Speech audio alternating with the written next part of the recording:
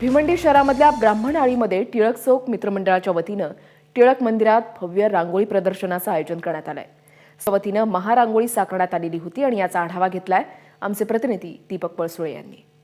दिवाळीचं औचित्य साधून भिवंडीमध्ये चाचा नेहरू हायस्कूलमध्ये संस्कार भारती कोकण प्रांत भिवंडी समितीनं महाकाय अशी रांगोळी साकारलेली आहे। माझ्या पाठीमागे तुम्ही पाहू शकता ही महाकाय रांगोळी आहे। जवळपास 40 बाय 60 फुटाची ही रांगोळी साकारण्यात आलेली आहे। जवळपास 20 ते 25 कलाकारांनी ही रांगोळी साकारलेली आहे।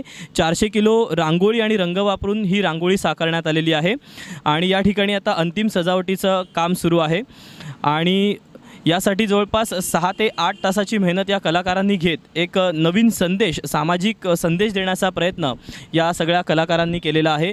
दरवर्षीच दिवाळीचं औचित्य साधून संस्कार भारती विविध कार्यक्रम आपले राबवत असतं।